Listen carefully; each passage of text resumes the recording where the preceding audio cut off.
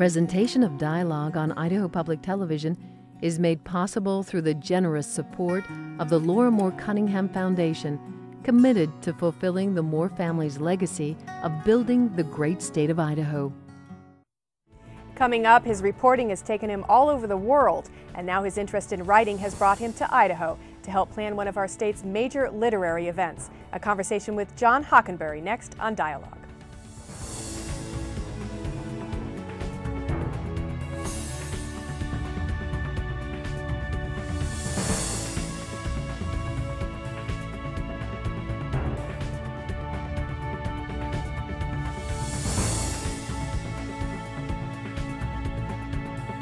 Hello and welcome to Dialogue. I'm Marcia Franklin. A welcome as well to those of you listening on public radio and the World Wide Web.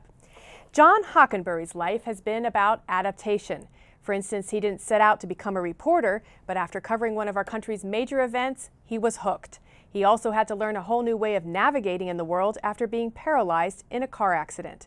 And Hockenberry has distinguished himself in a variety of different media settings, working in both commercial television, including Dateline NBC, and public radio, among other things, as the first host of Talk of the Nation. He's also an author, having penned the memoir Moving Violations, War Zones, Wheelchairs, and Declarations of Independence. Now, Hockenberry's love of writing and interest in new media were just what the Sun Valley Writers Conference was looking for when they were hiring a new program director. In 2008, Hockenberry accepted that position, which he does along with his job as a distinguished fellow at MIT's Media Lab and his hosting duties at the public radio show The Takeaway. It was at the Sun Valley Writers Conference that I caught up with him. We talked about his hopes for the event, which has become a major literary conference. But first, we discussed his roots in the Pacific Northwest. Well, welcome. This is kind of a homecoming in a way because you started your reporting career in the Northwest in Eugene, Oregon. That's correct. Covering the Mount St. Helens explosion. Well, I was like everyone is who goes to school in Eugene, just a lost hippie trying to figure out what am I going to do with my life. And I was in college in Eugene and really volunteered at a public radio station and didn't necessarily know I was going to be a journalist. And then Mount St. Helens, in some ways, sort of tipped me into it. I mean, I was covering public utility district meetings in Eugene, and all of a sudden NPR needed reporters to cover the mountain, and the stations right near the mountain didn't have decent news operations, at least at that time. And so a lot of us got a crack at the mountain. I wasn't the first one up there by any means. Howard Burkus and some other people were there, but it certainly made the idea of being a reporter plausible. And then I began to freelance stories in the Northwest, and at that time there were just fascinating things going on. I mean, there was the fishing issues on the river, there was the dams, there was the Washington Public Power Supply System, the whole nuclear plant stuff. I was over in Idaho Falls, checking out the federal nuclear facilities over there, the breeder reactors, there was the forestry, there was the logging going to Canada. I mean, there were all these really interesting issues in some of those beautiful places in the world that were national stories. It was a fantastic place to begin your career. Actually, I wanted to talk about something else that will have relevance to people here in Idaho before we move on to other subjects.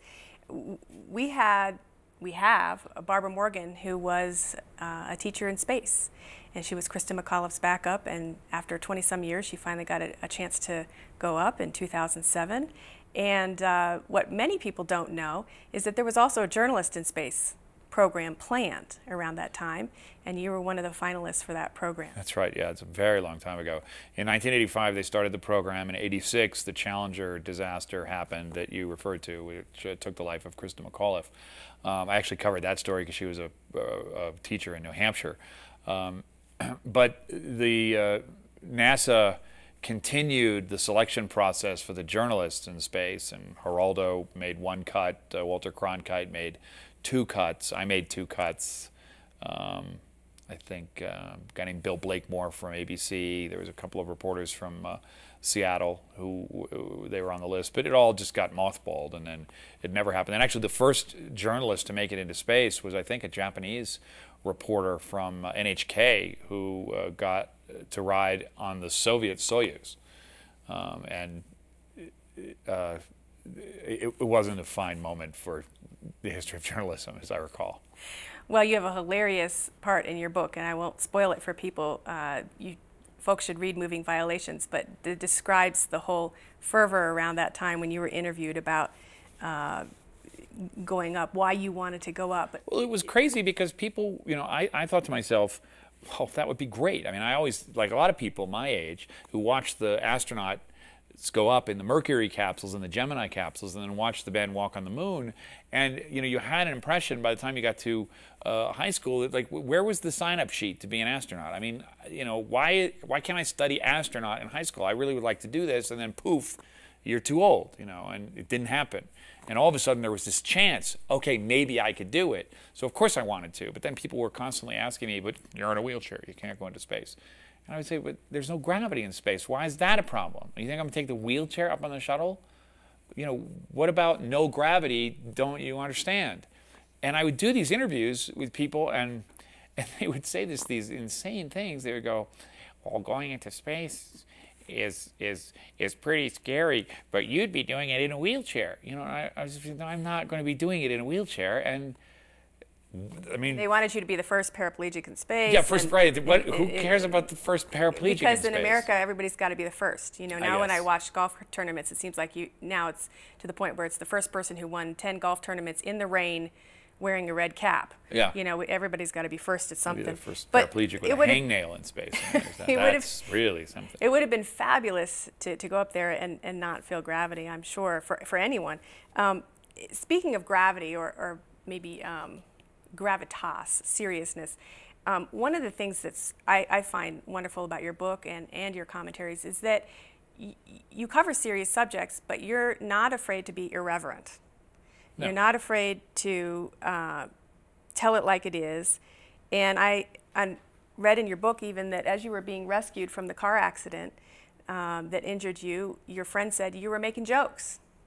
And so humor is a huge part of what has sustained you, I guess, and maybe many other people in difficult times. Well, I think humor is a natural response to things. I don't think it's necessarily the case that everybody goes to pieces when there's an overwhelming event, like in my case, a car accident, spinal cord injury. I think people at a certain point kind of become overwhelmed with sensory input, and we have all kinds of responses for that. Some people cry, some people laugh, some people joke, some people get really kind of deer in the headlights and get quiet. I think humor is one of the natural responses to it, and I think certainly as I went into rehabilitation and learned how I was going to be getting around and the sort of difficulties of getting in and out of bed or cars or the kinds of things that you need to learn how to do again if you suddenly find yourself disabled, humor is clearly a useful narrative in explaining what's going on and sort of trying to anticipate how you're going to handle the situation. And then later on, as you become a storyteller, as a journalist, humor gets people's attention. Humor is not really just about laughing. It's about forcing people to think of things in ways that it wouldn't have immediately occurred to them.